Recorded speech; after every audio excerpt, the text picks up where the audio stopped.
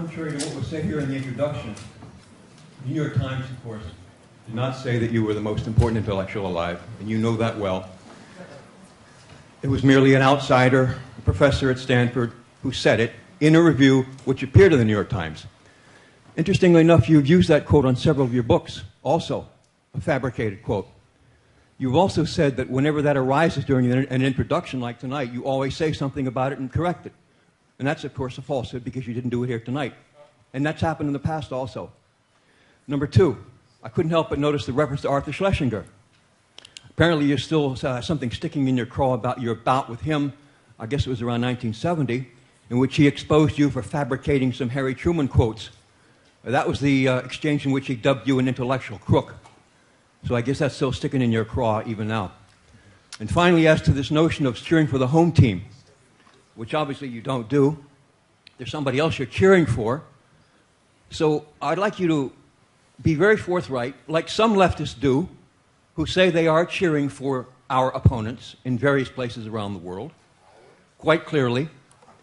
Do you have the courage to tell us right now that you are pulling against us in Iraq and Afghanistan, that you're hoping we fail, that you support the terrorists, or you might call them freedom fighters, hoping they kill Americans? We get the point, yeah. Can I go through these points? On the first one, the quote, it was not by somebody interviewed, it was by a reviewer in the New York Times. He was interviewed. He wasn't, you said he was interviewed. I did not say that. Listen up. You did, but it doesn't matter. It was a book review. It was a book review, right. And it's true that I didn't bother to correct it tonight, but I almost always do it because it's funny. It's a very funny thing. What he actually said is, he's the most important intellectual in the world. How can you write such terrible things about U.S. foreign policy? I like that quote. So I invariably correct it. You say you see it on the backs of books. If you take a look at the publishing industry, you'll find that the author has absolutely no control over what appears in blurbs. Nothing. If I had a choice, I'd tell them not to use it, of course, and I often do. But they like to use it, and then I correct it when it's brought up. That's because I think the actual quote is quite interesting. So that's one. As for Schlesinger, you've got the story backwards.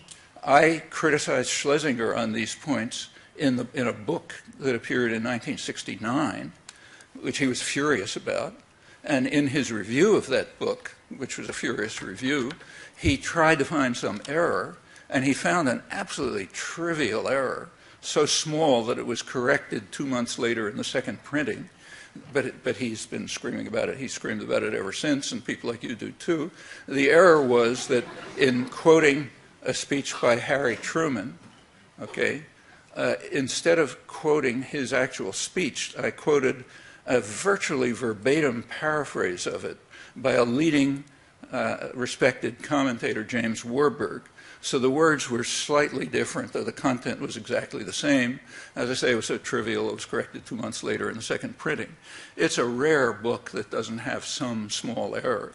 But yes, the defenders of state violence are desperate, and if they can find anything that they can point to, they'll run with it forever. So that's the truth about the second point. As for the cheering, you heard what I said, and it's what I've written. I think we should pay attention to the population, Population of the United States, population of Iraq, population of the world. We should pay attention to what they think. Of course, those who are, supporters of state violence think we shouldn't. We should pay attention to the guys in power and to the cheering section that among the intellectuals that supports them. Well, I don't agree with that. Just to take the case of Iran, I think the opinion of the American population happens to be very sound, and I support it. And the same is true in Iraq. I think the opinion of Iraqis is very sane. Last December, the Pentagon released a study of focus groups in Iraq and reported it as good news. They gave a very upbeat report. They said, contrary to what people are saying, the critics, there's a lot of agreement among Iraqis, and therefore there's hope for reconciliation. And then if you read down a little further, what was their agreement about? Well, there was overwhelming agreement among Iraqis that the United States is responsible for the ethnic cleansing and the sectarian violence, and that the United States should get out. Okay, that's what there's agreement about. Well, yeah, I think we should pay attention to our victims. And I can go down the line if you like. Everything else you said is just pure fabrication, and you know it. You know. You haven't got the courage to tell who you're cheerleading for. Pardon? You haven't got the courage to tell us who you're cheerleading for. You've made your point. Let's go.